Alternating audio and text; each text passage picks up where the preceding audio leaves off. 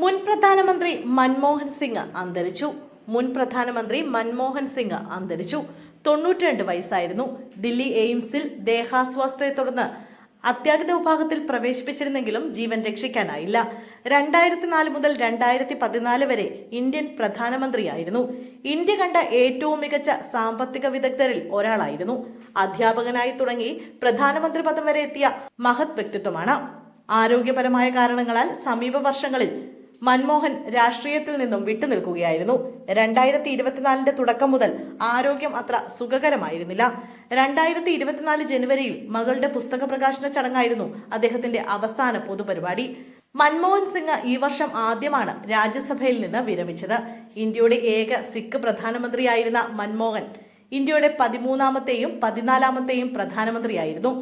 രാജ്യാന്തര തലത്തിൽ ശ്രദ്ധേയനായ സാമ്പത്തിക ശാസ്ത്രജ്ഞൻ കൂടിയായിരുന്നു അദ്ദേഹം.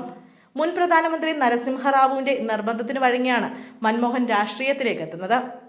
2004 മെയ് 22-നാണ് ആദ്യമായി ഇന്ത്യയുടെ പ്രധാനമന്ത്രി കസേരയിൽ മൻമോഹൻ സിംഗ് എത്തുന്നത്. 2009 പൊതുതെരഞ്ഞെടുപ്പിൽ ഇന്ത്യൻ നാഷണൽ കോൺഗ്രസിന്റെ നേതൃത്വത്തിലുള്ള UPA വീണ്ടും അധികാരത്തിലെത്തിയതോടെ മൻമോഹൻ വീണ്ടും പ്രധാനമന്ത്രിയായി. 1932 സെപ്റ്റംബർ 26-ന് ഗുർമുഖ് സിംഗിന്റെയും അമൃത് കൗറിന്റെയും മകനായാണ് മൻമോഹൻ ജനിച്ചത്.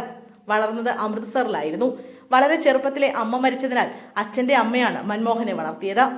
പഠനത്തിൽ മിടുക്കനായിരുന്നതുകൊണ്ട് സ്കോളർഷിപ്പുകൾ നേടിയാണ് സ്കൂൾ വിദ്യാഭ്യാസം പൂർത്തിയാക്കിയത്. അതിനുശേഷം ഉന്നത പഠനത്തിനായി പഞ്ചാബ് സർവകലാശാലയിൽ ചേർന്നു.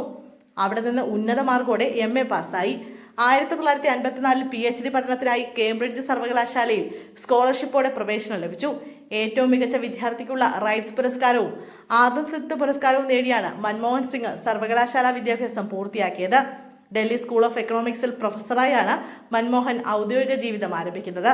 തുടർന്ന് 1971 ഗതാഗത വകുപ്പിൽ സാമ്പത്തിക ഉപദേഷ്ടാവായി നിയമിതനായി.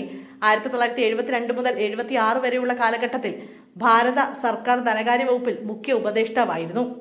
1982 ധനകാര്യമന്ത്രിയായിരുന്ന പ്രണവ് മുഖർജി മൻമോഹൻ സിംഗിനെ ഭാരതീയ റിസർവ് ബാങ്കിന്റെ ഗവർണറായി നിയമിച്ചു.